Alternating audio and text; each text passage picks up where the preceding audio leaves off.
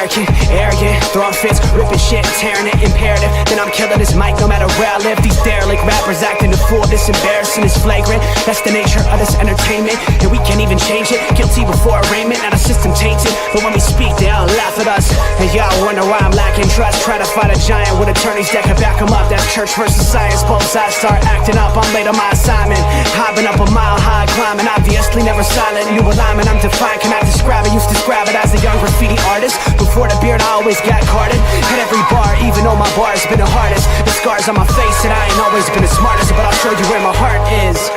I said I'll show you where my heart is.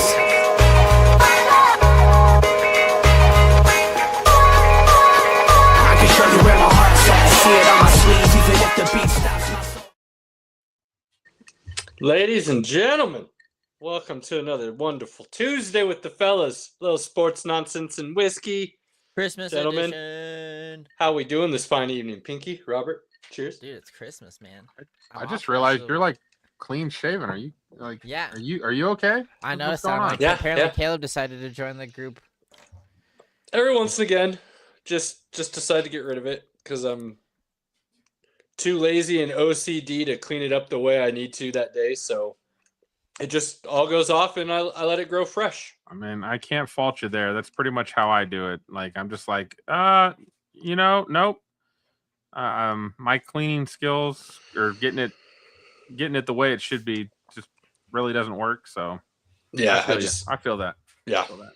So so be it. Well, boys, I got 2 old fashions here. Oh my gosh. I'm ready for a show. This guy. Ready for a show. Cheers. Merry Oh, Christmas, goodness. fellas. Merry Christmas to you and yours. Merry Christmas to all. All right. You guys ready to get rolling? Yeah. I hope everybody What do we knows got? Cooper Flag is the real deal. Just my goodness. Just thought I'd throw that out there. I know we're not going to talk basketball just yet because it's not after Christmas. Although, great slate on Christmas Day, ladies and gentlemen. What Pinky allows me to count as day one of the NBA season. Great slate on Christmas Day that we'll finally get to start talking about next week. I'm telling you. I'm gonna be you. watching football, so I won't be watching. Yeah, basketball. unfortunately for the NBA, NFL's taking over Christmas too.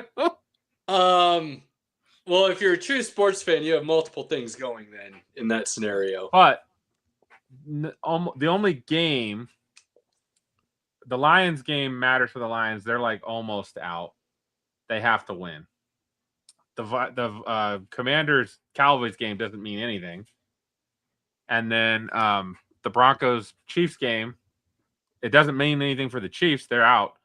Broncos need to win to keep up their thing. So we'll talk about that. But most of the Christmas games for the NFL really don't matter.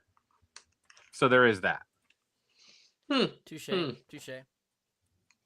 Oh, we're going to start out with some college football, fellas.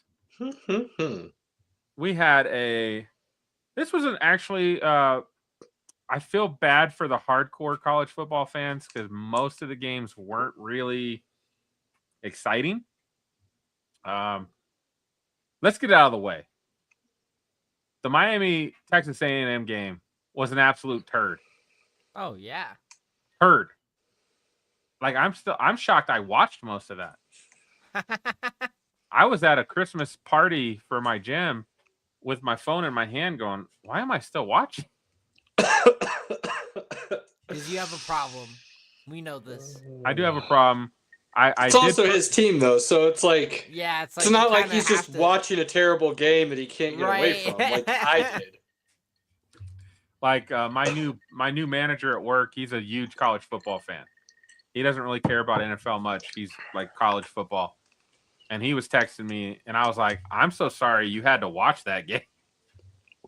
I'm sorry for everyone that in America that had to sat down and watched that game and went, oh my God, this is awful. Because at least we had the Friday night, the Oklahoma-Alabama game. At least for 3 quarters, that was enjoyable. After that, Alabama rolled them, like Caleb said. Cheers to you. Cheers to you. Thank you. Golf clap. Thank you. It's not quite what I You were But, sweating when they were down 17-0. You were sweating. I mean, I was like, well, I'm gonna be real wrong. That's gonna be fun. But that offense got rolling a little bit. You know, Oklahoma's defense is one of the best in the nation, so it's not like there wasn't justified reasons for why Alabama was struggling. But they did get it done when it mattered most, and held on there at the end, even though Oklahoma had a couple opportunities that looked like they could have clawed their way back into that game. Yep. Oh man. Well, you're the college football diehard.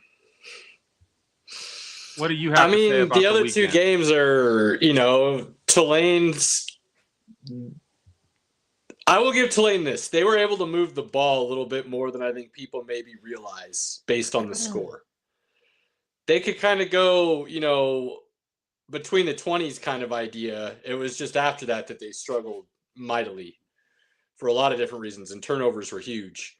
But Ole Miss did what they did the first time, and they laid the whooping down and walked away with the victory. Oregon and JMU, I know a lot of people are like, well, JMU looked halfway decent and the yards and this, that, and the other. I think you saw an Oregon team that was playing fairly vanilla, and once they knew the game was out of reach, their foot went off the gas, and it was just kind of we're just going to do what we need to get this clock to zeros. And so the game and the score, if you're just looking at box score, maybe it looked a little bit closer than the game itself actually was. I will say this. I think it's Sadiq, the tight end at Oregon. That dude, start paying attention to him, because him and Dante Moore might be the conversation of this tournament if they keep playing the way they have been here as of recent. So that's going to be an interesting duo going forward. So, you know, the other two games were what everybody expected. I know a lot of people are like, the group of five doesn't belong, and this just proves it even more. And easy. I think there should still be a path for a group of five to get in. I don't think an automatic qualifier is definitely the right way based on the way you only have 12 teams. So that becomes a bit of a conversation. I think just giving it to somebody just because they're the highest G5 ranked team, conference champion ranked team, may not be the best way to go. I think there could be other criteria added to get a G5 in. But I think it should be there should still be a path. To say they're automatically included year in and year out, I think maybe that's not the right decision. But for them to have a path every year to be included, I think definitely needs to be there. I go back and forth on it. And I know a lot of people try to say that's college and this, that, and the other, and the NCAA basketball tournament. And yeah, but that's, 64 teams. I know it's 68, but it's 64. Okay. So there's more opportunity there to include. There's the games are so different that when you look at, an Alabama compared to James Madison, just the size of player is drastically different. Not just skill level, but size. So there's a lot of factors that go into this that I think people need to be honest about when they're having this conversation. And saying a G5 should just automatically be included every year, I don't agree with. But I do think, again, there should be a path built in for certain criteria to be met that would allow them to be included. You meet this criteria, then you do get a spot, regardless if it knocks somebody else out. So that'll definitely be a conversation going forward. I'm still all for, a 32 and a 64 and a relegation system and a playoffs and really having some fun with it. I think that works out better for college football than continuing to add teams to the tournament. 16, I could see an easy argument for. Beyond that, I'm kind of out. So do I expect an expansion or two still? Yes. But anything past 16 doesn't make sense to me in college football. You do need some realignment again. You need smaller conferences so that people are playing each other and you can get a better idea of who's who and things of that nature. But I'm not mad at where we're at. Like, I'm not. I might be one of the few, but I'm not mad with, like, I don't know how old I was, 10, 12 years old, 5th grade, middle school, somewhere in there. Parents brought home a Mac computer. It was the coolest thing in the world. And I was going to be a sports journalist. And I wrote an article about how college football needs a playoff way back then. And this is, being a Nebraska fan, this is in the height of Nebraska being number one and having, you know, a walk towards the game that matters to play for the national championship. Totally missed your calling, bro. Hey, Totally you know, it happened. So this is nothing new for me. I've been arguing this for a long time. 12 is actually the amount I've had in my mind for a very long time, because for the longest time, all the polls that mattered, if you looked at the top 12, that's where the most similarity lied.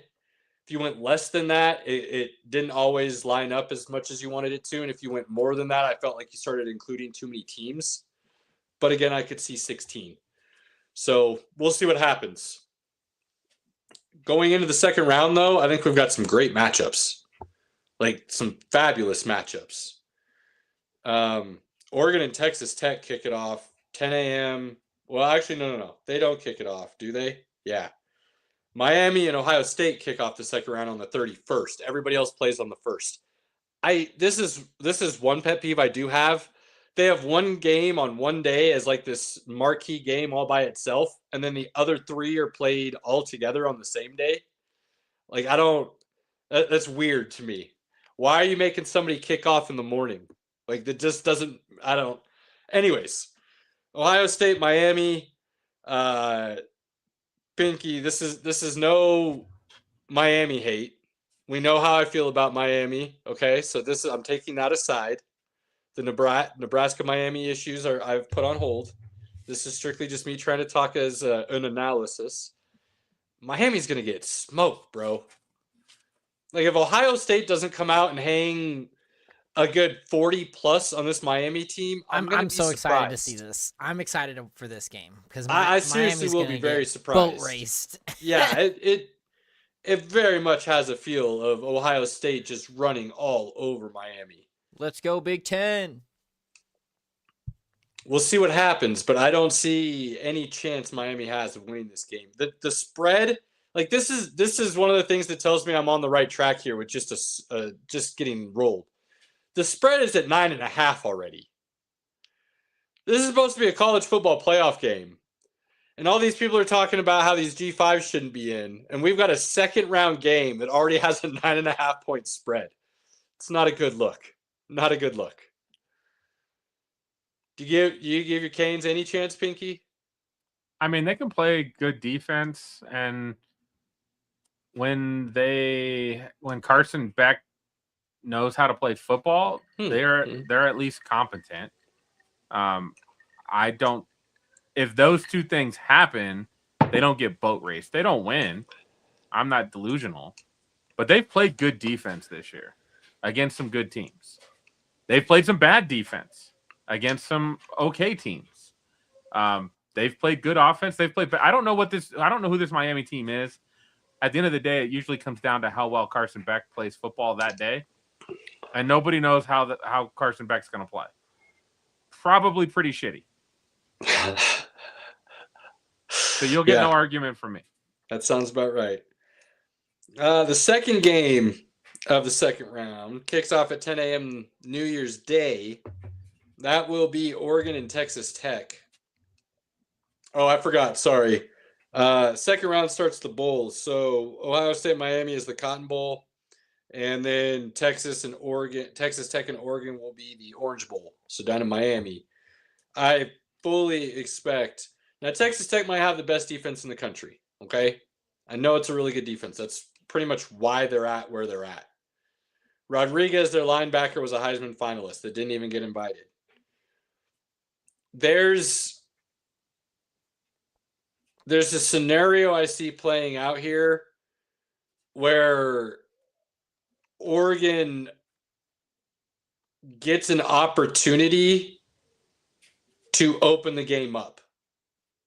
And I see it happening early, like middle second quarter, where they could go up 17-3, 20-3, something in those lines. And if they convert whatever that opportunity is, I think it gets ugly for Texas Tech because their offense isn't built to play from behind.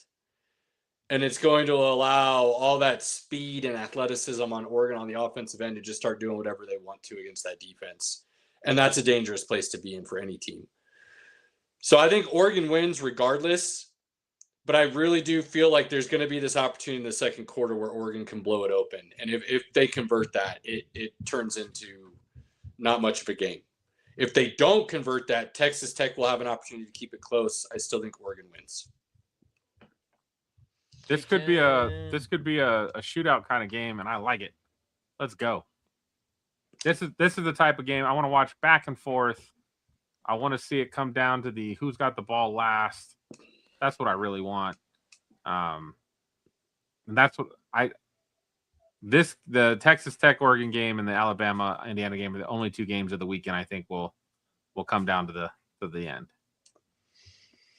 That's fair. And the Indiana Alabama game is next, Rose Bowl. I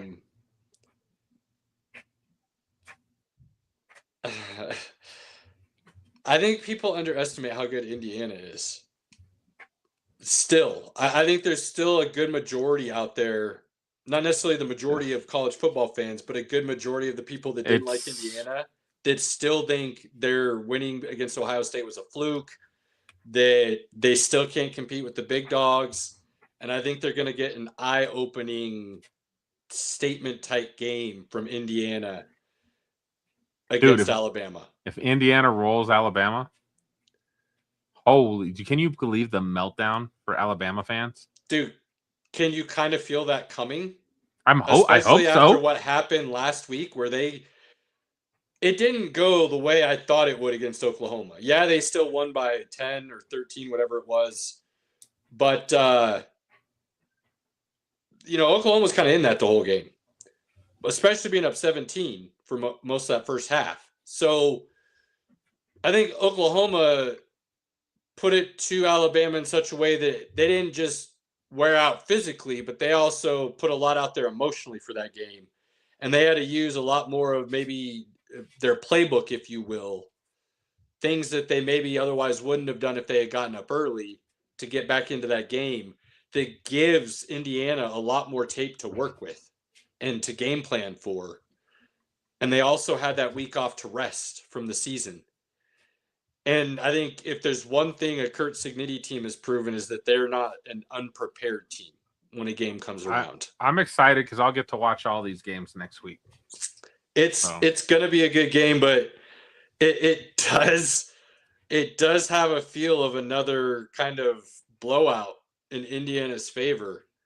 I don't think it's going to be a blowout, but I think Indiana controls this game from start to finish. It might finish with a 10-point difference or somewhere in there, but I think it's going to feel like Indiana pretty much controlled the game the entire way, start to finish. You're right, Pinky. That's going to it's going to cause some waves down there in Tuscaloosa for sure. I will be so excited. I do have a lot of hate for Alabama. I was like, I hate Alabama. I hate Oklahoma. And I was like, I don't know who to root for. And I was like, well, I think I hate Oklahoma less. So let's go Oklahoma. And then they lost. So in this case, I'm rooting for Indiana big time. And I'm hoping the Heisman winner has a great game, shows out. And, maybe he'll earn his way to be number one pick. Definitely an opportunity to do some things there. On the same token, Simpson and Sand are kind of playing for the same thing. They go and ball out during these playoff runs and put up a bunch of numbers and look really good and lead their team to something. They could catapult themselves. So we all know what happens in the offseason. If you have a story like that to carry you through the offseason, then you go have some good workouts. That clout only rises. Well, I think Sane's a freshman, isn't he? No. I'm not saying Sam will be in the draft this next year. He's a sophomore. Redshirt sophomore?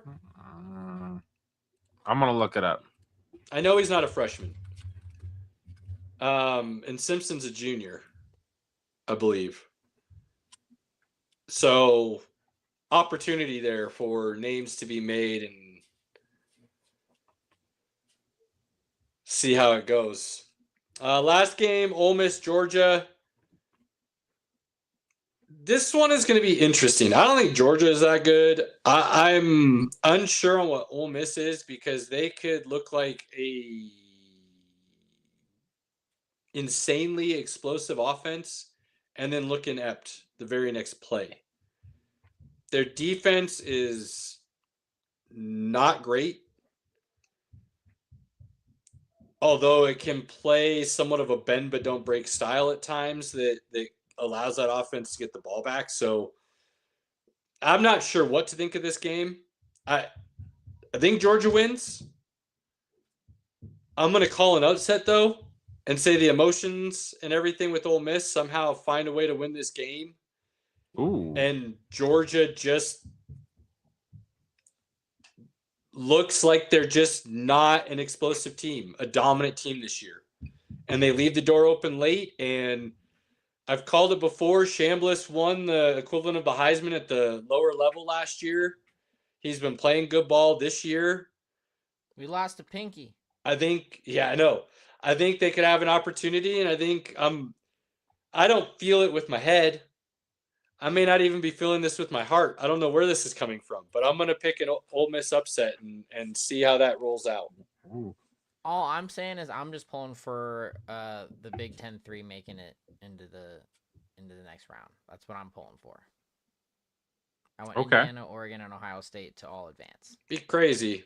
And it would, I mean, there's already conversation about the SEC not being as tough as everybody thinks it is with the way Texas A&M played against Miami and what that says. So I don't know. I'm just trying to shut up the haters about the Big Ten. It would be interesting if all three of them advance. I mean, that's what we're projecting. Well, I shouldn't say that's what we're projecting. That's what I'm predicting. Robert, I'm going to be honest with you. Ain't nobody here want to see Ohio State win again. Ohio State fans are the worst. Alabama fans are the worst. But Ohio State fans are pretty close. They're up there. You know, I'm just going for the underdog. I want Indiana to win it all. That's what I want. I mean, I wouldn't be mad at that. I don't know if you're the underdog when you're ranked number one. Just saying. It'd be hard to be mad at a Oregon Ducks championship too. Dan Lanning and the boys getting their first one. Be hard to be mad at that too. That'd be.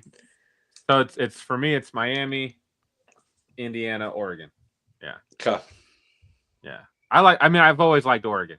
I like their jerseys. I like the school. I like the atmosphere. Every time they show it on game day, it looks like a great place to go watch a football game. Like, that would be interesting. That'd be a trip I'd be up for. You'd get Oregon, Indiana rematch, and then you'd get the Ohio State, Georgia. I mean, that Final Four, if that's how it lays out the way we predicted, the way I predicted, then could finally get some really good games because I actually am thinking the Georgia Ole Miss is going to be the best game of the weekend. Everything else I see as a very, very possible not close game. Maybe not necessarily blowout, but not necessarily close games. Could be interesting still. See what happens.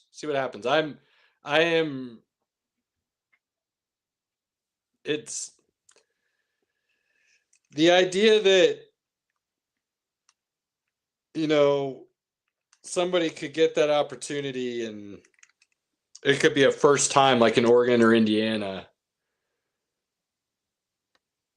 going against potentially a national powerhouse for the championship and the storylines that creates. You know, that's college sports in a nutshell, right? That's not the kind of stuff you really get in the professional league. Every once and again, you'll get the team that's never won making it, and can they get their first one? Or, you know, the Cubs, can they break the curse? The Indians, can they break the curse? The Red Sox, can they break the curse? But they've had it. They've at least had one before, which has been a long time. Maybe it's not the modern era. We're talking about colleges that have been around since, 100 years ago that have never won.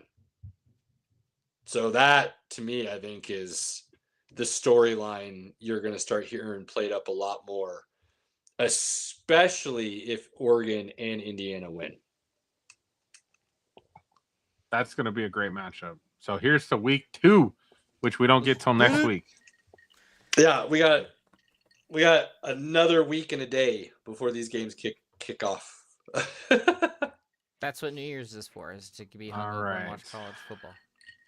So we're gonna switch gears here from college football to the National Football League. And there's 3 teams I picked out. I feel like we should give some flowers to.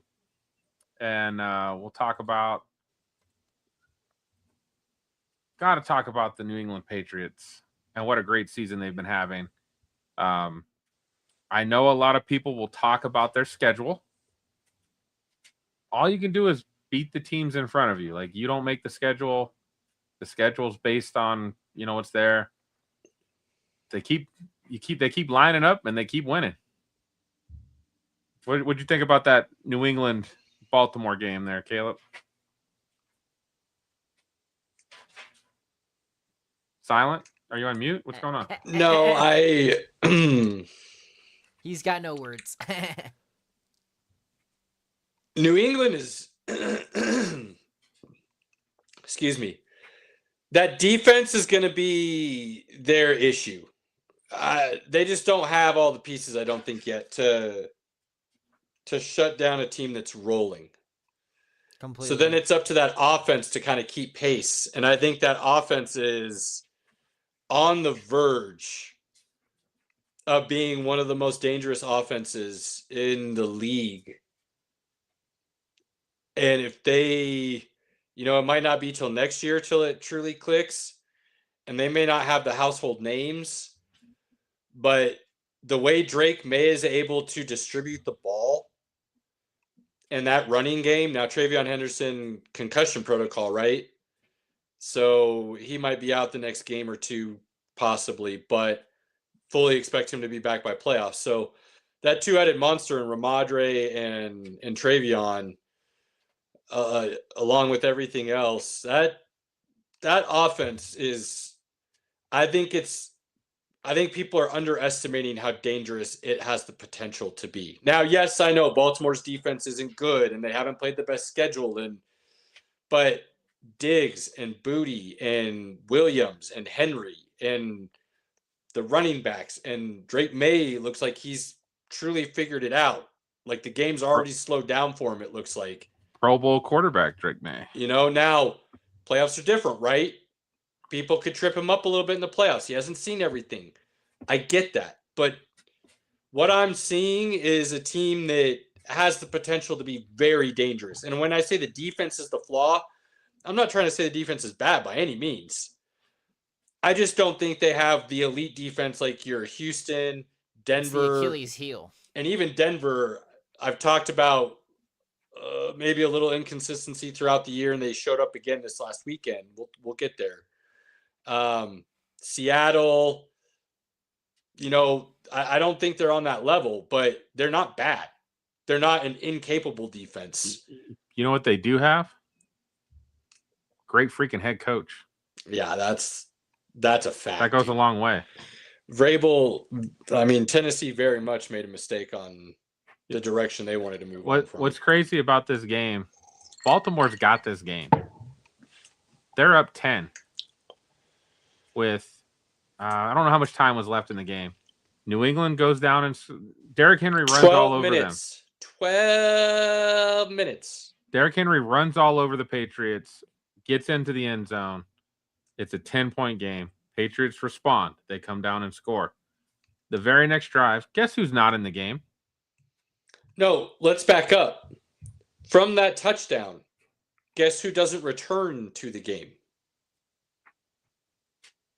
12 minutes. Does not return to the game and get a touch. Derrick frickin' Henry. And Pinky, it seems to not be talked about a whole lot for some reason.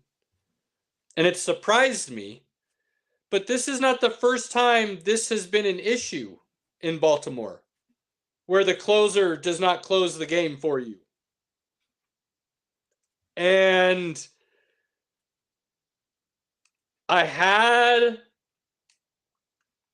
a feeling after this game that I backed off of ever so slightly because I heard something this morning, I think it was on Get Up, that made me back off it a little bit. So now I'm kind of basically sitting right on the fence, 50-50. But right after that game, my thought was John Harbaugh and the Ravens need to part ways. And not because I think John Harbaugh's a bad coach, but because seasons like this are usually seasons that tell you the message doesn't quite land anymore. But then, and I can't remember who said it on Get Up. I wish I could. Whoever said it, though, was pretty smart. They said John Harbaugh is known for being willing to switch up anything and everything because he came from that special teams background, not an offensive or defensive guy. So he's not married to one type of system. So he's more than willing to bring in new blood, try new systems. And that rang really true to me. So I could very much see him sticking around and completely flipping this around and having another 2 or 3 years where they're right in the hunt again. But the thing that keeps coming back to me is the fact that, 7 years with the Lamar, they've got 3 playoff wins. And I know there's a lot of reasons for that. Don't get me wrong. I've been a Ravens and Lamar truther for a lot of that. But at the same time, I can't ignore what I've been watching this season, the record. So I was very much under the idea that it's just time to part ways.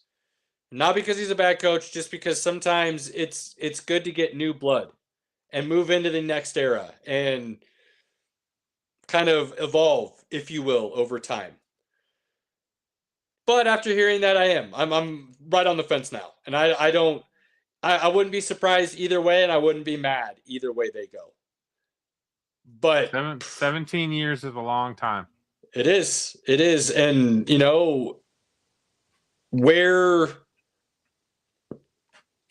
where does it become they've earned the right to make the call on when they want to go out or what's best for business kind of thing?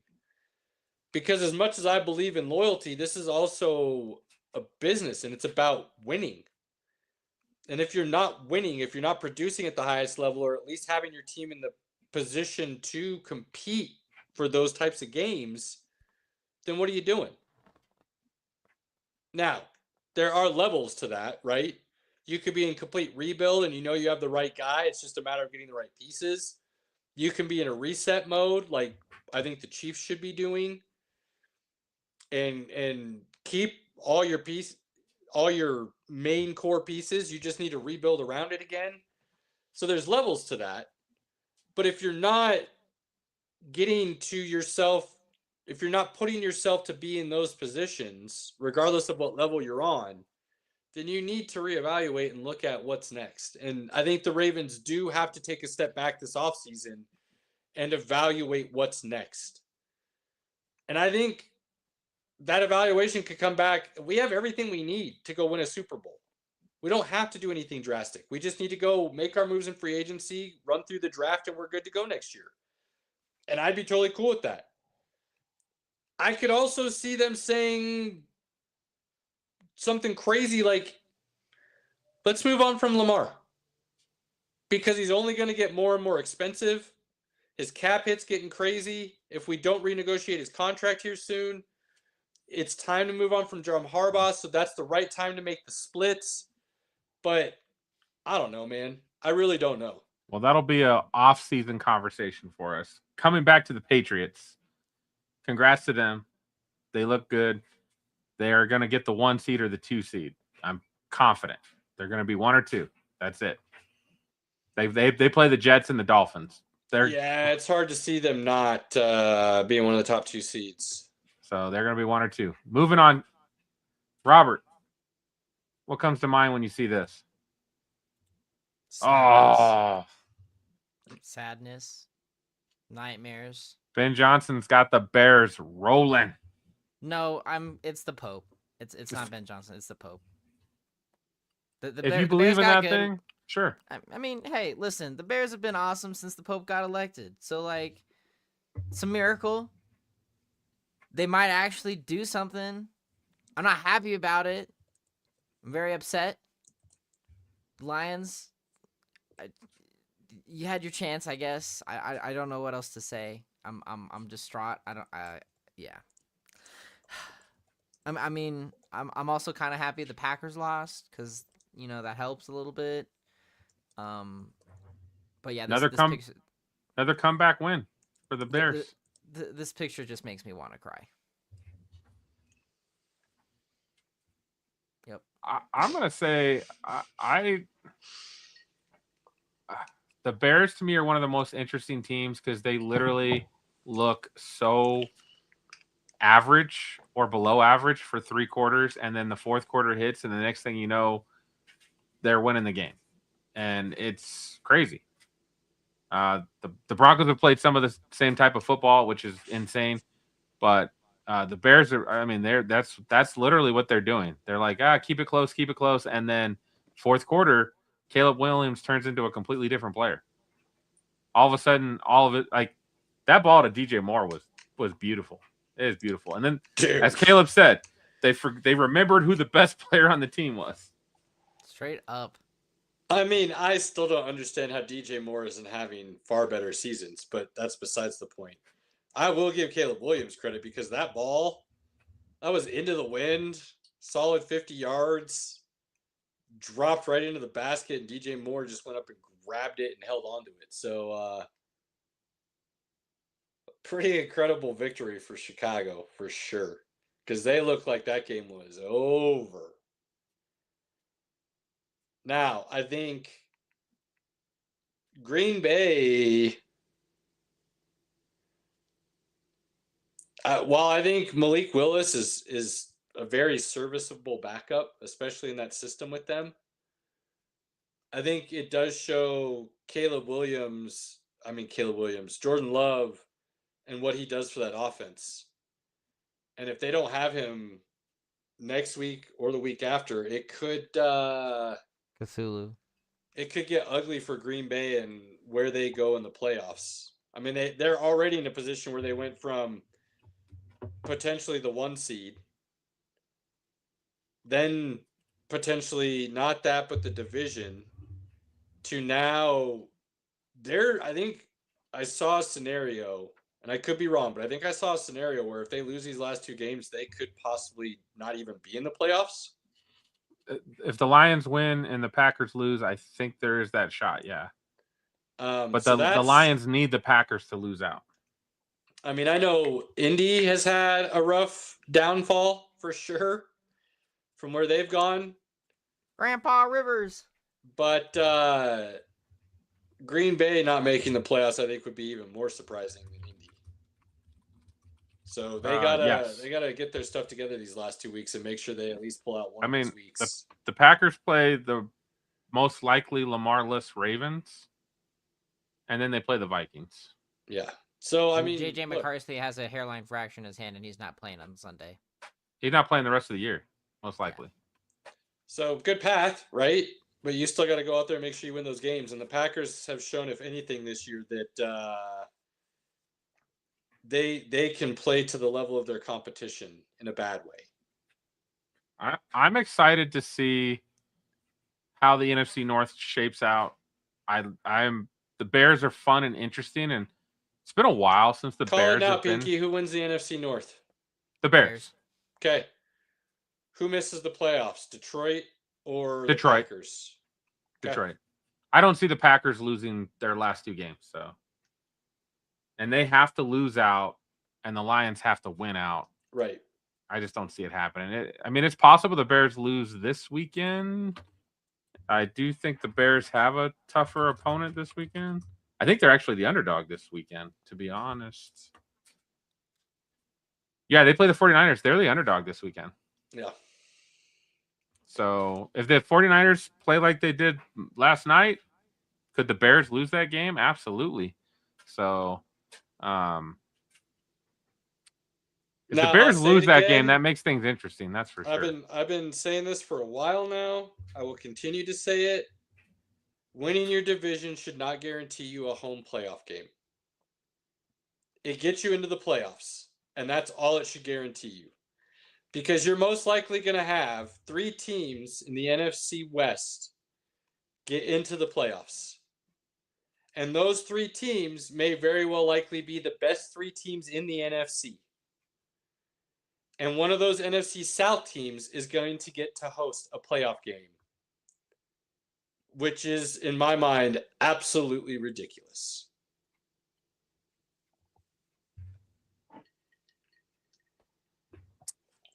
There's quite a few seasons that it does look a little ridiculous. There's a couple seasons where it works out just fine.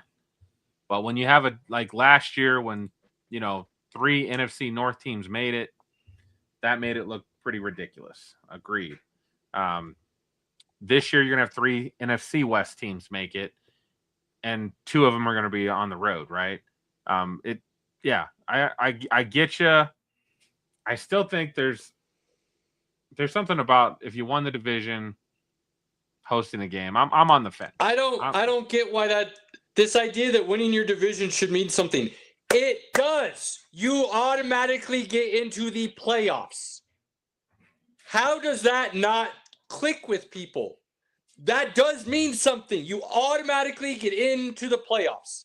Regardless of your record, win your division, you get into the playoffs. You just shouldn't be rewarded twice.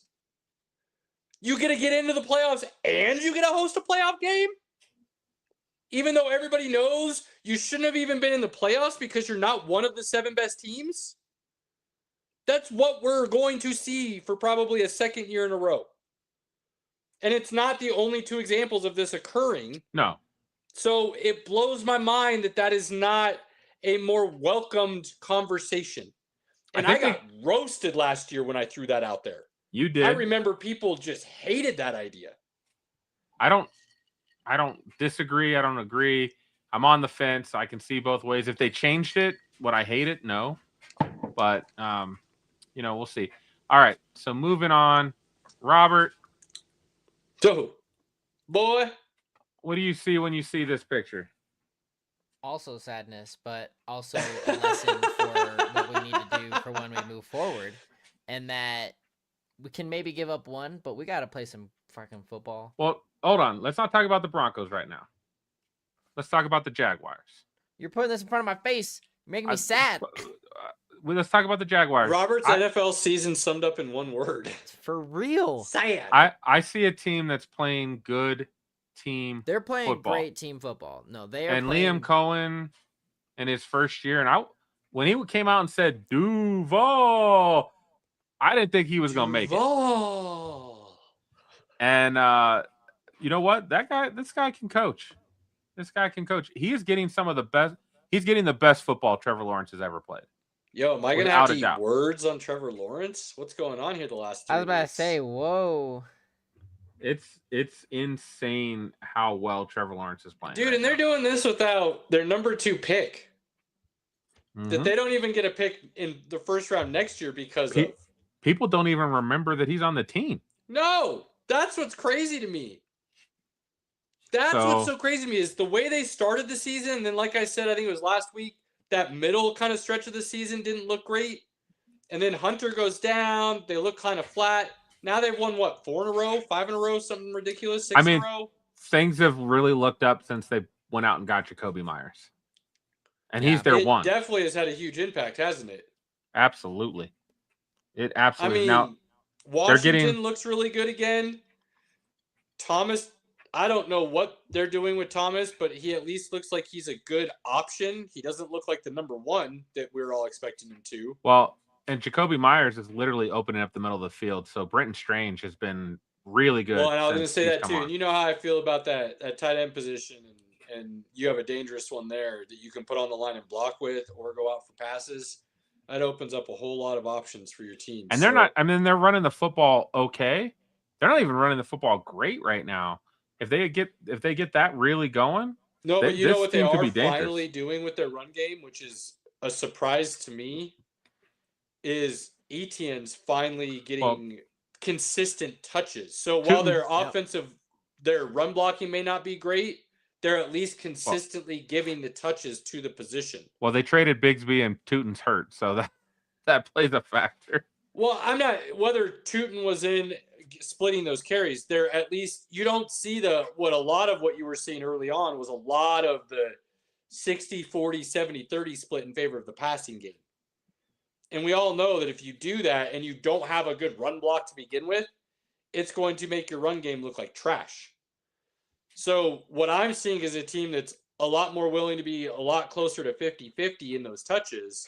And that goes a long way, especially when you're trying to run play action, because then the defense does have to, whether you're gaining a lot of yards or not, they still have to at least honor the option because you might do it. And that changes the ability to then call that next play. Jacksonville is in a really good spot. Dude, in that defense, I mean, let's be honest. They've had a lot of first, second round big name picks that haven't necessarily been playing up to that standard.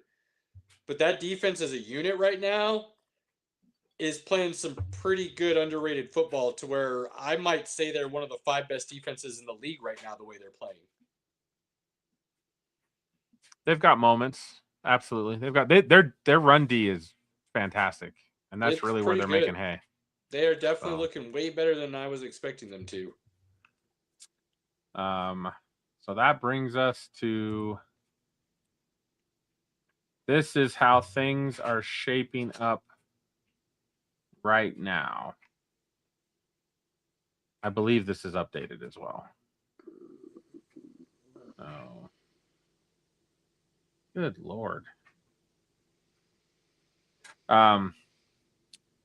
Robert, what stands out to you in this graphic here?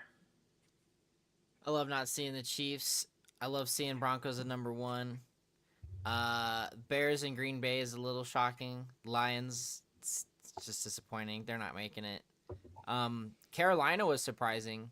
I've been enjoying kind of seeing them. It's just fresh blood, seeing a lot of different teams. It's a different mix-up. So for all intents and purposes, no matter what happens, I'm just excited for whatever fan base gets it this year, really. So this whole graphic is going to change. Oh, sure. But maybe. I would love it to stay the way it is right now because I think all of these matchups look really freaking awesome that I want to see. Pinky, yes, I want to get your thoughts on that in just a second. I want to get your thoughts on this, though, first. Sorry, because this just popped into my head. Like, as soon as this popped up, like, this was like an instant thought and feeling. What if I told you this very much looks like a new old situation? It's got a new old feel. A familiar feel almost, in a sense, if you will. It's not what maybe this current generation is used to seeing. But you go back 20 years and I could tell you that this is exactly what you'd expect to see. Well, again, Buffalo went through a really long stretch where they sucked. Jacksonville as well. Houston as well. Late 90s, Jacksonville was good. 95, 96, 97, they were. Yes, absolutely. Panthers were too at that time frame. You know what I mean? I look at this, I'm like, a lot of people would be like, oh, this is so new. And I'm like, yeah, but it's not at the same time. It's interesting. It's interesting because we've talked about changing to the guard here this year. And is it one of those years or is it just a get in where you fit in year and you get a steal one kind of thing? And then you show me this and I'm like, oh man, that's got some familiarity to it, even though it is like a changing of the guard. And I see that and I'm like, it's wild to think how it can be cyclical almost, you know? Give it enough time and it'll come back around kind of thing. And that's I don't know why, but that's the first thought I got. I would love for everything to fall this way because I see every single matchup to me in this picture is very intriguing. Jacksonville and Buffalo. In Jacksonville. In Jacksonville. Places. Josh Allen, Superman against Jacksonville in Jacksonville. Trevor Lawrence playing his best football. That Buffalo should win, but Jacksonville's scoring 30 points a game right now. Like I don't know if you could say that like definitively that Buffalo should win. Houston and New England. Drake May against that defense. Like what's that going to Houston happen? offense, let's be honest, CJ Stroud and that passing game look like they might be figuring it out a little bit here as of recent. Kind of. It still doesn't look good. Because I don't think they looked very good this weekend. No, I just they starting to show some flashes, I guess is a better way to say it. And flashes can turn into big things, or they could just be nothing. And then Chargers in Pittsburgh. That's an interesting matchup. I love the Eagles and the Rams because the Eagles beat the Rams on a blocked field goal. God, that would be talk about a first. Or was it the other way around? No, yeah, they beat the Rams on a blocked field goal. Yeah. And you're talking about arguably that's the two best teams in the NFC. And then you got Packers Bears division rivalry. Panthers 49ers, that's probably if it stayed the way it is, that's probably the matchup on like 49ers. Actually, that offense is clicking right now. So I was just gonna say that offense could make an argument at any given moment. It might be the best offense in the league. The two offenses that are clicking right now are Jacksonville and San Francisco. Whew, man, I'll tell you what. So No doubt. That is scary. And then of course Seattle's sitting at home waiting for Green Bay or LA or maybe San Francisco. That's great. I mean, let's be honest. Everybody knows about Seattle's home field advantage, right? Well documented, the 12th man, everything. I think people have forgotten a little bit about how big of an advantage Mile High is and that home field advantage. And not just because of the altitude, but because of the crowd and how rowdy it does get at home. And it's one of the harder places to play in the league if you're playing as the away team. So you look at those two potentially being the 1 seeds and the advantage that gives both of those teams to where you can make an argument that they're obviously the best teams in each division or conference. And I could listen to arguments that they're not the best team in each conference. And that's why home field advantage is going to be so huge for any of these teams, honestly. But those two teams specifically, I think, are two of the bigger home field advantages in the league. I think we've both seen Denver and Seattle play really good football, and I think we've seen them struggle. I would say both teams need home field advantage. I could see that. If you told me Denver or Seattle has home field advantage, I would say either one does have a shot to make it to the Super Bowl. Yeah. Both teams is a wild card. I don't know if they make the AFC Championship game as a wild card. That's the advantage that both teams have at home. Denver hadn't lost a game in almost a year at home. Now, in Denver's road here, they have a better opportunity to at least avoid the wild card because they have a clearer path to the division, I would say, than Seattle does. I mean, they'd still play in the wild card game. Well, you know what I mean? They don't get a first round bye, but they're not a wild card, so they'd get a home game still. They would still get a home game for one. Correct. Whereas Seattle, if they don't win the division, it's very likely that they're playing an away game. So the way it breaks down right now, six of these teams in the AFC actually still have a shot at the 1 seed. Denver controls its fate. They beat Kansas City, they beat LA, they're the 1 seed. Plain and simple.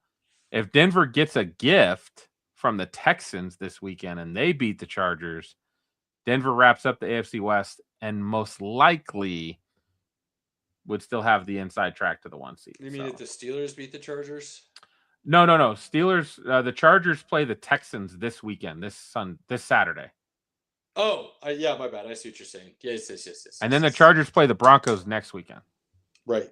These are again. I'm leading up to how do the Broncos get the 1 seed? Yeah, no, my bad. I was thinking about these matchups, looking at the screen, not thinking about the last 2 games. So my fault. Yep, clear. Yep. What? Looking at this now, Pinky, if you had to pick a team that doesn't make it off of this graphic, who would you say it is? The team that doesn't make it, I think, would be the only team I think that wouldn't make it would possibly be the Panthers, because they still play the Bucks. Yep, Tampa still has a shot to get through there. So I'm pretty sure. So you think basically this is locked in? These are the teams we're going to see in the playoffs. It's just whether or not it's the Panthers or the Tampa Bay Buccaneers. Everybody else is in. It's just seeding that you're thinking changes from here. Yeah, because if you look at the AFC, like technically Baltimore could still get the AFC North, but Pittsburgh would have to lose out. Baltimore would have to win out, and they might have to win out without Lamar. Mm-hmm. Houston, I can see Houston losing to the Chargers. I can see them beating the Chargers, but then I think Houston plays the Colts in the last week. Yeah. Or the Titans. Like somebody plays the Titans in the division the last week. I'm looking at Carolina's right now. So Carolina plays Seattle this weekend, which I think Seattle can beat Carolina. And then they play Tampa. So then it's, who does Tampa play? I got you. Tampa plays the Dolphins this weekend. Dolphins and then Carolina. Then Carolina. So again, I think it's going to come down to that last game. So I absolutely think that you could see that last game. That might be the Sunday night game next week because that's the only game that matters. Nah. Seattle, San Francisco play each other. That game matter. Oh, that's a tough. I don't think it. Well, it matters, but both teams are already in. That game's not just going to be for the division. It's going to be for the 1 seed. Seattle finishes with. Where are they here? They finish Carolina and then San Francisco, and San Francisco finishes Chicago and Seattle.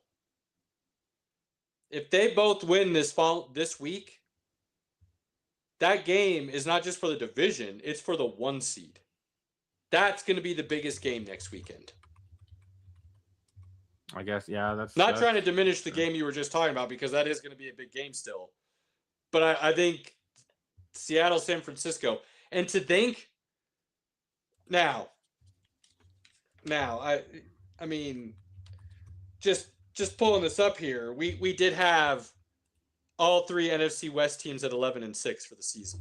I'm just saying we did have that. But where the season started and then the injuries San Francisco has had, I think it would be a bit of a surprise. I think that would be the biggest surprise, honestly. And I think Shanahan should very much be in consideration for Coach of the Year if they end up in that position.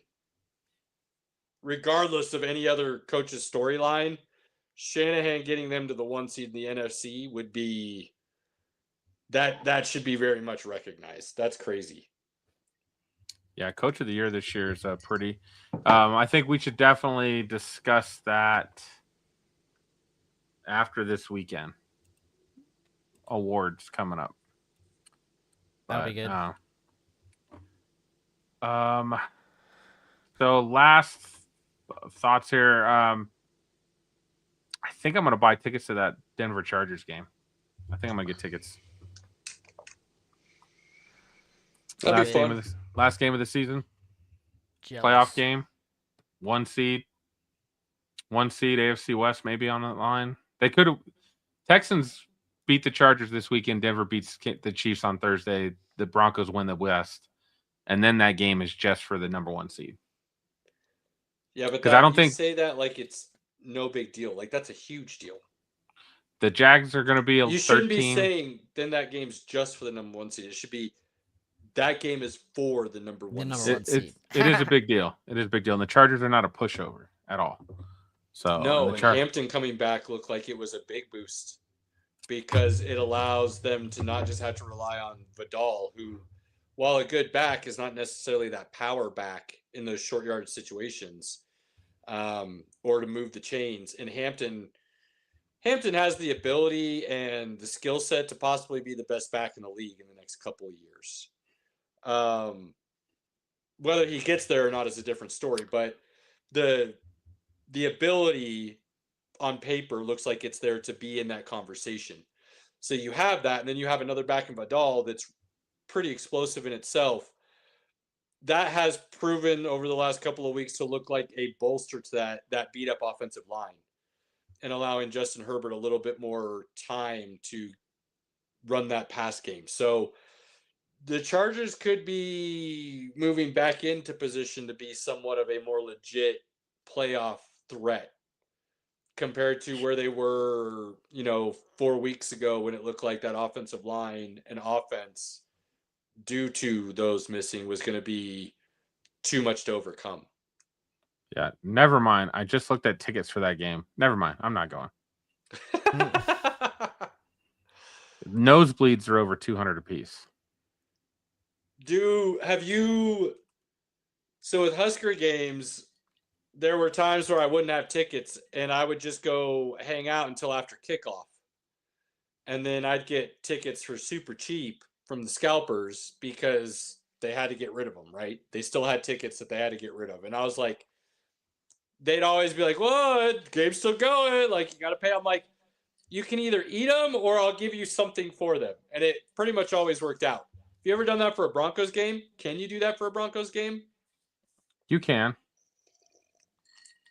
Yeah, even all the nosebleed tickets, $200 a piece in the 500s, which is double their face value. Yeah, I'm out.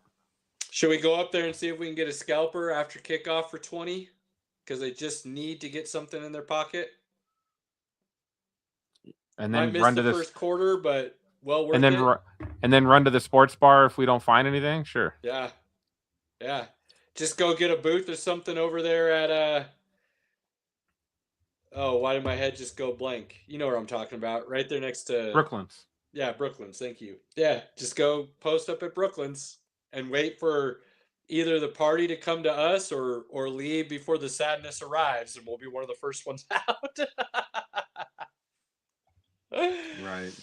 It's a thought. It's an option, potentially.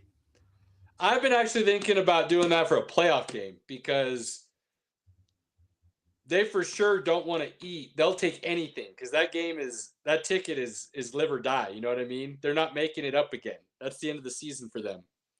So I've heard some stories of playoff game ticket scalping that get you. You might only see the second half, but you get a cheap ticket, and I've heard some stories where it gets you into a game that was well worth only getting to see the second half. You know what I mean? It might be something we think about this year. That's all I'm saying. All right. Well, let's move over to the last thing before we start talking some fun nonsense. I guess you could say this was nonsense. I mean, if you yeah. really want to say it.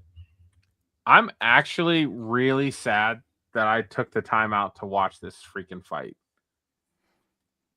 This Why? was because this was an embarrassment to boxing. Oh, I'm sorry. It took everybody this long to know that was the problem with boxing? Haven't I been talking about this for years now? We've been talking about it to listen. Everybody wanted to talk about everything's okay. We talked about it on the Tyson fight. This was worse. What it finally took. The Tyson fight was really bad. This is probably worse. When you want to talk about like the legitimacy of boxing, this is really bad. The best fight of actually, it was really fun seeing Anderson Silva knock out Tyron Woodley. That was cool. For a 50-year-old guy to knock another guy out was awesome. What's sad is you tuned in for that while there was a college football playoff game going on. Which one was going on? Because the Alabama game was already over. No, it was not. Alabama was up I was getting texts 14. From my buddy about what was happening in the prelim fights while I was watching the CFP game, waiting for that fight to start. I didn't watch the fight until after the game was over. Ah. So you started it from the beginning, but you started it late? Yeah, I didn't watch the prelim. Oh, I just picked up wherever live was. So, yeah, this was bad. This was really bad. I mean, didn't Tyrone Woodley get knocked out by Jake Paul? He did. So seeing Anderson Silva knock him out wasn't anything that I missed. I mean, Anderson Silva And knocked him out that's in the sad, second round, though. considering the Spider is one of the greatest fighters in UFC history. And I don't feel like I missed anything because the dude he knocked out was knocked out by the dude that ended up losing the main event that everybody thinks is a joke. And Anderson Silva fought Jake Paul, and they actually went to a decision. Yeah. So, look, I think that a good amount of people watch Jake Paul fights to see him get knocked out. Yeah, they did. And they got their wish on this one because he did get knocked out. They didn't. It was anticlimactic as a knockout because he sat there and he was staring at somebody going, "Yep, that's the end of this." As in, I'm not getting up again. Whether he could have or not, I don't quite know. But the look, he was still fully aware with his ass on the canvas. That was not a put you to sleep knockout. That was a we're just going to end this fight knockout. I mean, it was a big difference. It is broken jaw knockout. So that's fine. 2 places at that.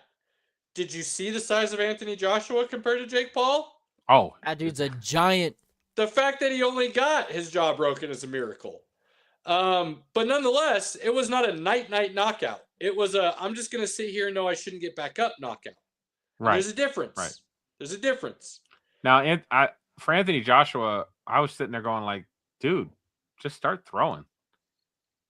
It took 6 rounds. No, come on. You know what that was, right? Right. No, I'm not even saying rigged.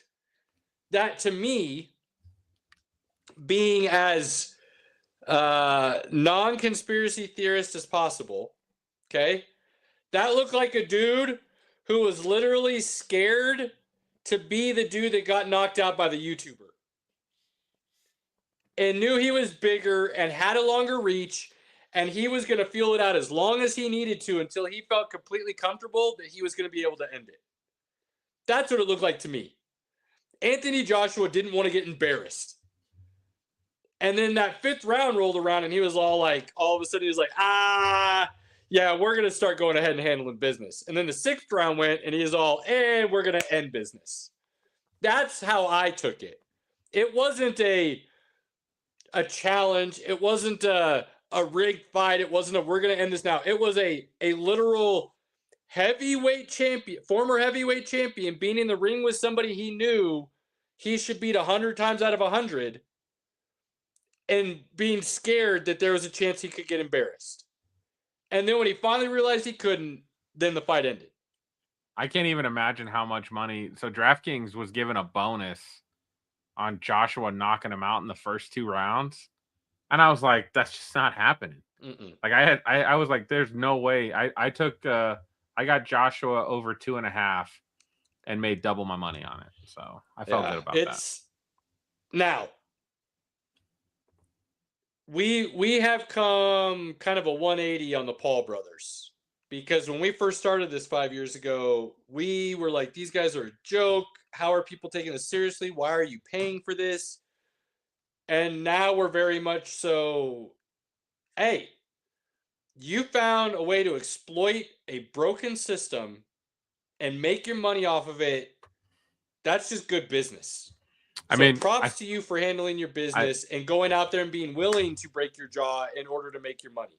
I think we both agree, hate the game, not the player. Yeah, and I had somebody on our social say, I don't even like that phrase because the players can change the game. And they're absolutely right. But if you're not paying attention right now, I would argue, in all honesty, and I've been actually saving this point for the live instead of responding on social, I would argue that Paul is changing the game because of how badly he's exploiting the system and how broken it is. Dude, he produces his own fights, makes $100 million, and he's not that good a boxer. So you want to love him or hate him? I still think the respect should be there, because whether you like it or not, I do think he is changing the game and he's exploiting a broken system. And if people are going to be okay with that, more power to anybody else who wants to jump in the ring and get their jaw busted to do it. This dude is getting mega rich off of boxing. And no, it's not about money. He is making generational wealth to where, in all honesty, based on the way his brother and him do business, his generations are probably never going to have to work again. I mean, let's just be honest. That's what he's setting up right now. I can't be mad at that in any way. And then Logan, if we're being honest, Logan is one of the top WWE superstars in my mind, and he should be pushed Absolutely. way more than a lot of the older guys are right now. He might be the best heel in the business. So props to the Paul brothers. We were not fans. We are now, and that's not.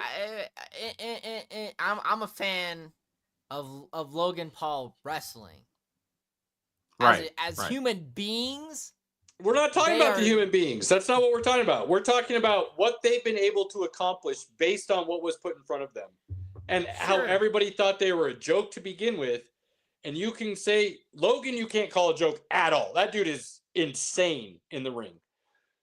You want to say Jake's a joke in the boxing ring? Fine.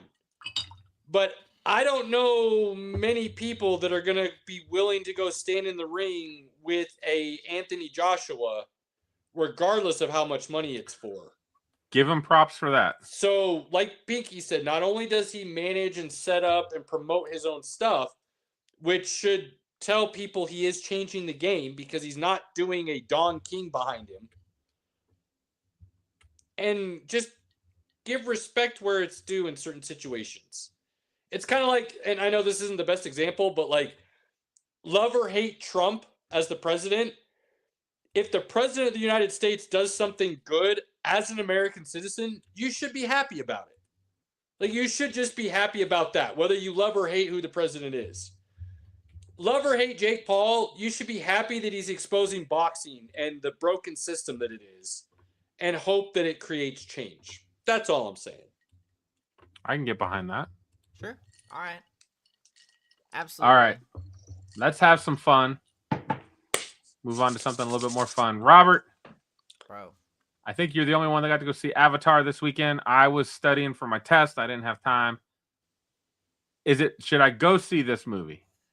For the visuals itself, yes, it is definitely worth seeing. I enjoyed it for that element alone, but it is still the same fight setup. It's like, oh hey, all right, same time next Tuesday. Like we'll be back at this again in just a couple of weeks. Like there's very little story innovation. So very flat story like the second one. Yeah, it's like it's a continuation literally of the second one. There's no time gaps or anything. Like it's just boom, here we are, and we're just going off. And that's I'm like, unfortunate because the premise that I had heard of made it sound very interesting, and you're making it sound like it's just like the battle kind of situation. The Ash people you see maybe have like 30-ish minutes of screen time, and I'm like, I want more of them. I want to see more of that culture. Like I want to know more. That already tells me two things actually, Robert. Two things, and please correct me if I'm wrong or add to as your expertise allows. One, the idea that this can be a well wrapped up finale to a trilogy that isn't really a trilogy is bullshit, because what you're telling me and what it sounds like is this really should be more leading up into the 4 and 5, and Cameron has wasted so much time on whatever excuse he wants to give to the general public now that 2 and 3 should have happened basically a year after 1, and we should be in a position now where we're getting 4 and 5 truly finishing the story. Is that what I'm gathering from you now? I mean, pretty much it's like they're trying to develop an Empire Strikes Back moment, and it just doesn't get there.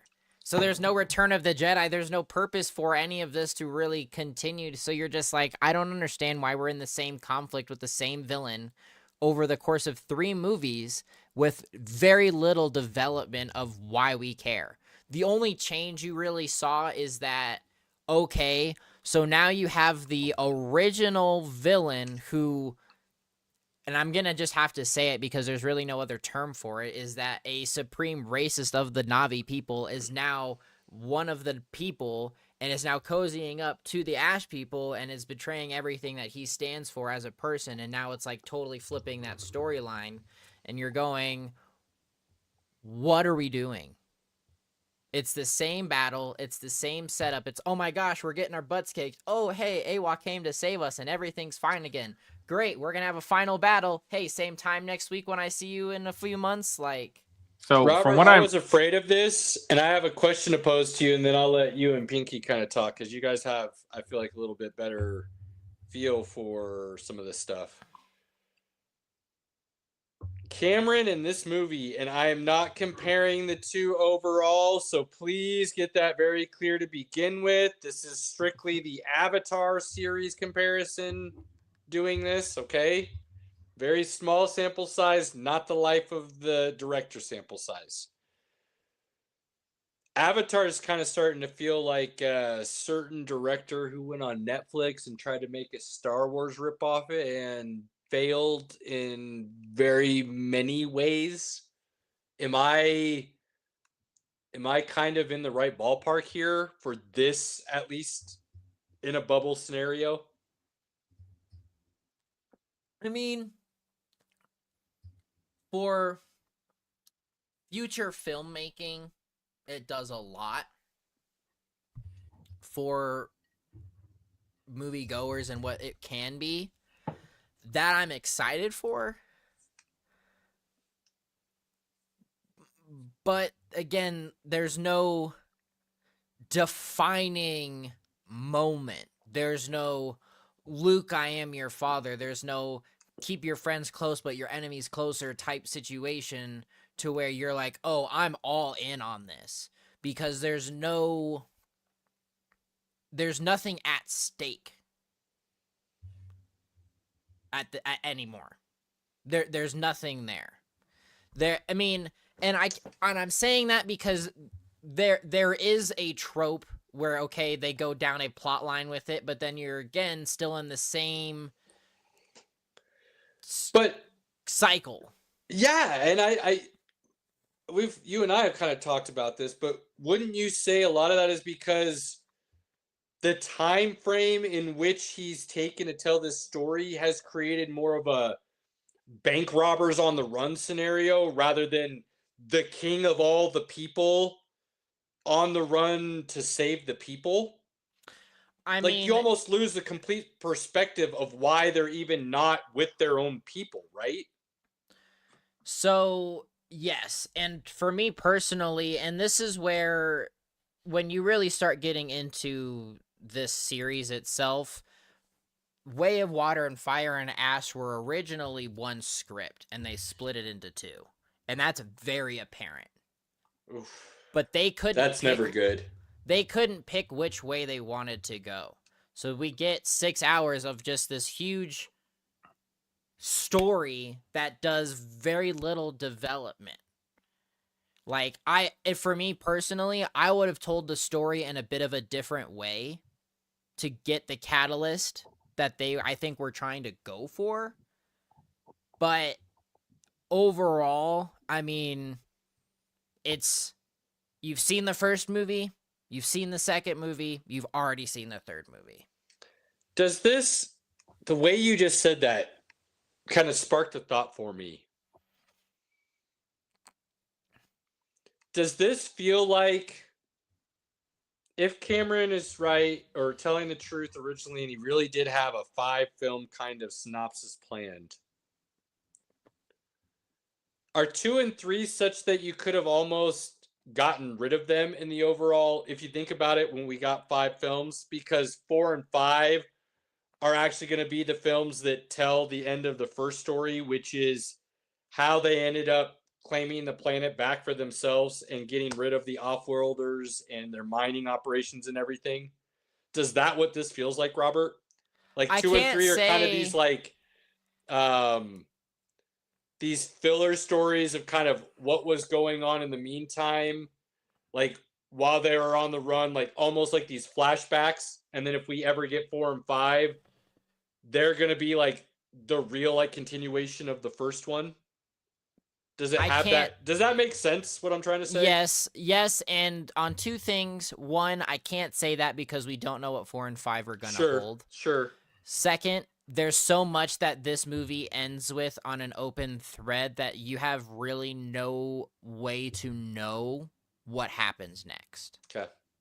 And so for them to market it as a final film of a trilogy is, I think, crap, because there's no Conclusion. conclusion, you have no resolve.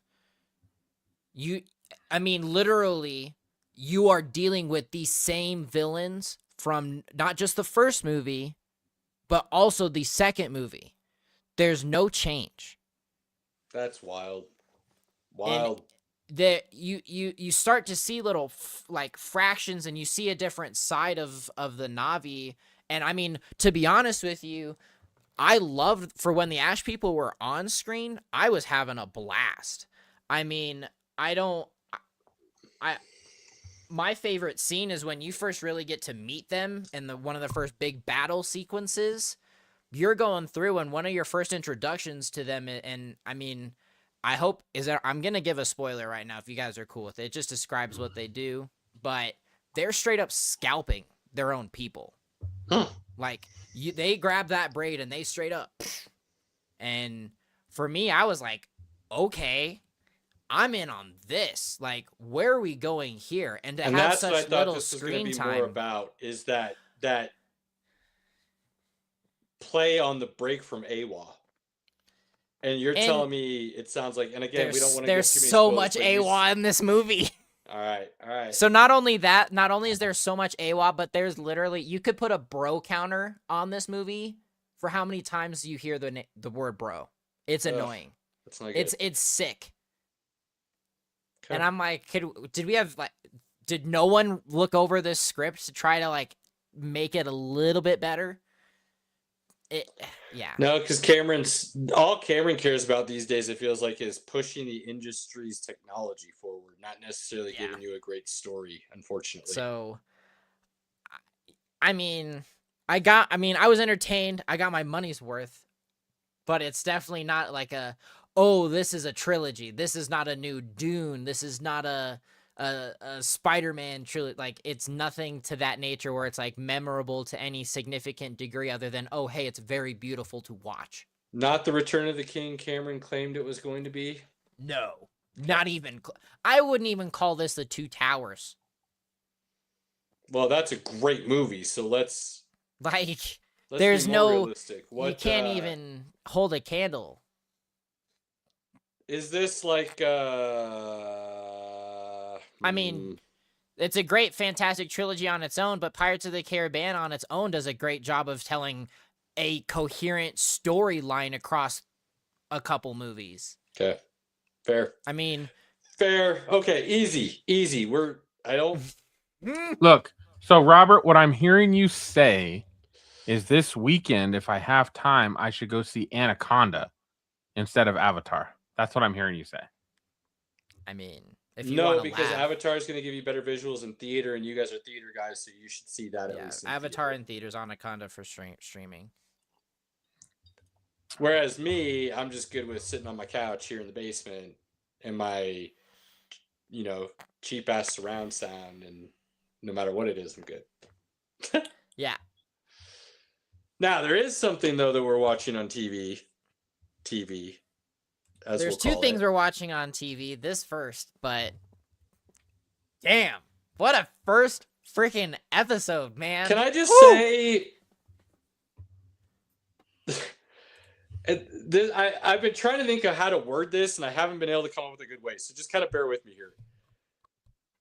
Is this the most evil fucking shit we've ever seen on television happening before our eyes, and it's not getting noticed because it's done in such a poppy 1950s aesthetic, funny, dark kind of way that it's going under the radar? Because what Vault Tech is doing is arguably the most villainous, evil thing in the history of mankind. I love that you haven't played the games. This is so great. I mean, love I getting to understand the experience concept, it right? from Like, I get someone it. else's view. But isn't it like this is the most vile shit a human being could possibly think of? And it's being portrayed as this like happy-go-lucky kind of thing because of the way they do the music and the storytelling, and it's still portrayed as evil, but this is not portrayed as some evil villainous show. But what is being occurred and what they're going around kind of piecing the clues together of is the darkest thing that could possibly happen in humanity's history. Welcome to Fallout, Caleb. Dude, what?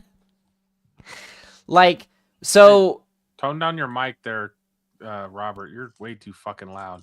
I think he sounds all right, but the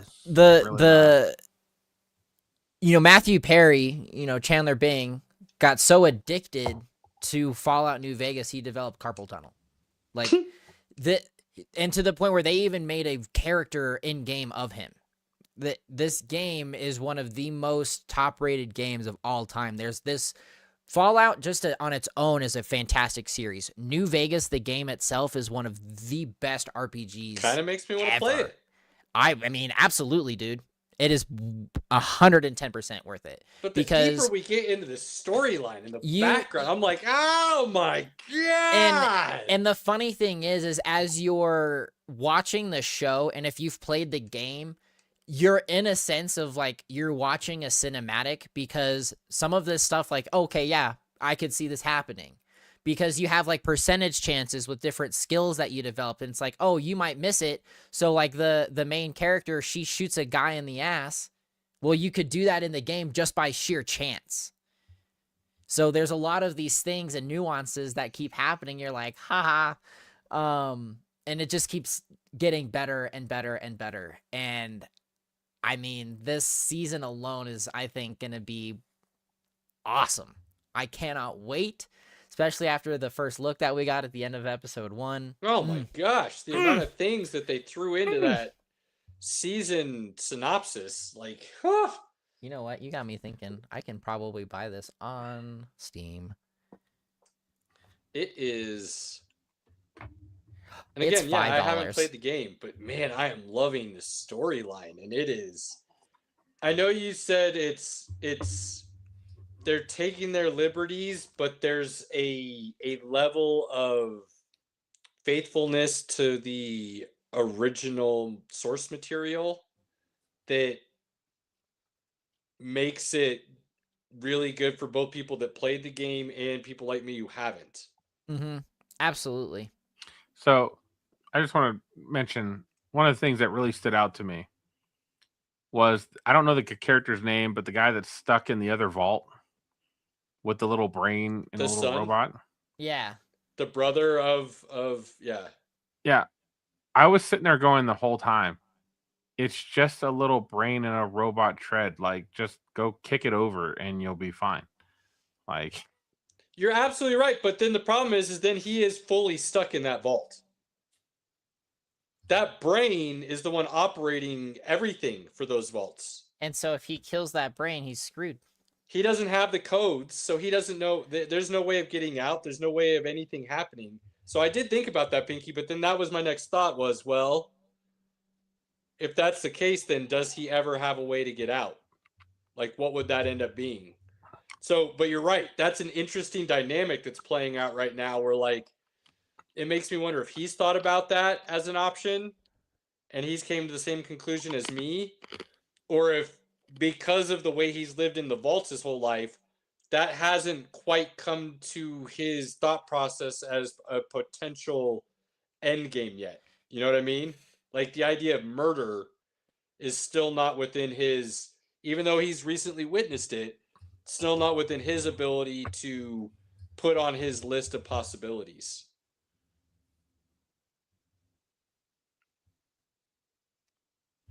Time will tell. There's a lot to develop. I know, it was just one episode. The opening the best part is we get to theorize about it. The opening was pretty dope. I will say that. Man, so many good things. So many good things. And I loved. I just loved the her. You know, what's her name? I The main chick. yeah. Oh man. I can't remember See? anybody's names. Yeah, I know the Yeah. ghoul. Yeah, the ghoul. Well, yeah, he's the ghoul. Walton Goggins, by the way, talk about a character arc, because you get these flashbacks where he is like the Lucy. pure hero, right? And the I'm kid gonna with make the the brain right is choice, Norm. even though it goes against it. It's gonna end my marriage. It's gonna cost me everything I cared about. Like, to where he is now, where there is no morality. Talk like the way they're filling that in with like the flashbacks and then going back to where, like, that's a crazy arc that they're doing really great job of telling. I mean, I wouldn't say that this is Prime's best show, but it's definitely up there. What's their best Definitely. show? I mean, I really like Reacher. Reacher's really good. I would say Boys this is is on good. par. The Boys, I would say. I would Gen say this is on V. par with The Boys. Ooh, there's another one on Prime that I really You're like. not a fan of it, Caleb, but Invincible, definitely.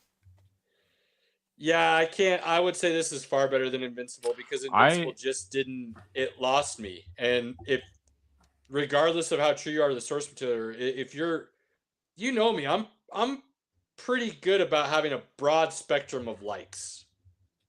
So for me to not like Invincible, I think that was more for people who are just a fan of the comics. I don't know how you didn't like it. It was good. It's not that I didn't like it. It's just it got to the point where I just didn't care. So seeing another episode or where the story went, I didn't have an interest to put in another anymore. Another good one on Prime is Cross. Haven't heard of that one. You know the Morgan Freeman movie Along Came a Spider? Yeah. It's based on that character. Ooh. It's good. It's Okay. good. I like that idea. I'll have to check that out. It's a murder mystery. So if the wife likes that, it'd be a good one to sit down and watch. Yeah, she would. Yeah, I gotta watch the new Knives Out. That's next. I gotta watch Knives Out as well.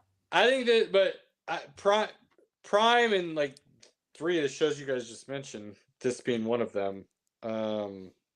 I know Man in a High Castle was really highly acclaimed. I watched season 1 and really liked it, and then we never got back into it for some reason. But Prime does some really good stuff. Maybe not all their stuff hits, but when they hit, it's high level stuff for sure. Can't wait for episode 2. Next week, baby. And week. To wrap it up, Stranger Things! Christmas Day. So excited. Oh, I almost forgot about that. That's right, baby. I'm gonna be like, all right, friends, family, I love you all. At 6 p.m., I'm going back to my house. I'm watching Stranger Things. I'll see you all later. That's on Christmas? Yes. Broncos are on at 6 o'clock, so no. Well, damn. I'll figure it out. Broncos are the late game on Christmas, so I'll figure it out. But we're cool. Just watch the Broncos game and then watch Stranger Things. You'll be fine. You're young. Oh, that's what I think about Stranger Things. I'll just stay up late. Are you working? Are you working Friday? No. Then yeah, watch the Broncos game and then stay up late. Heck yeah. All right, fellas. Got it. Final thoughts. Go, Robert. Give it to us. Merry Christmas, everyone. Enjoy the friends, family, all the time, whoever you call your family. Enjoy the time together. That's what this season is for. Talk about your accomplishments this year. Talk about goals for next year. I know I've been talking with Pinky about what I'm planning. I mean, there's a lot of great things coming. A lot of good movies coming. We did not talk about it here tonight, but you will see something go up tomorrow about it for the Doomsday trailer that was released for the first one. It is out for everyone, as well as the trailer for the Odyssey. Fantastic things out in the world, ladies and gentlemen. Spend the time with the family, friends, whoever you love. It's the best time of the year. Was that to me, Caleb? Mm-hmm, okay. Mm-hmm. I'm going to stick with the family and friends. So I got a new job. It's official now because I passed my test. Whoop, whoop. And my wife was nice enough to make a very beautiful Facebook post about it. And I had so many friends congratulate me and wish me well. And that brings me back to, like, if there's some people that you haven't checked in a while, send a quick message. Check in. How you doing? How are things going? Is life going well for you? Just check in. You never know. We all deal with different things. We could all be in different moments of life. But sometimes maybe that just one message from a friend that says, hey, man, how you doing? You're amazing. You're doing great. Might mean the world. So check in on family and friends. 100%. I like it. 100%. I like it. Go put on a Christmas Vacation. Go put on A Christmas Story. Go put on A Christmas Carol. Go put on Elf. Die Hard. Die Hard is also a great choice. Good sir, it is a Christmas movie. Pay attention. Sit down. Enjoy the season. Drink some eggnog. There's a lot of good sports on Christmas Day. Oh, I'm so excited. If you're Pinky, drink the screwball eggnog. Also delicious. Open your presents. Turn on the sports. Enjoy the day. As the fellas have already said, as we always say, take those moments you have with your inner circle, family, loved one, friends, and cherish them. Do not take them for granted. Spend those opportunities with as much in the moment amount of time as you can. To anyone that supports us, like, follow, share, subscribe, hit the buttons, please. It goes a long way. If there's something you want to hear from us, as we always say, let us know. Topics, we're open. Give them to us. Sports, the nonsense covers everything else. That's why we did it, because we like to talk about a lot of different things. But let us know. We appreciate you guys more than we can honestly say with words. The support goes a long way. We thank you all. Merry Christmas, happy holidays, New Year, everything that's coming and whatnot. Enjoy. Cheers. Peace.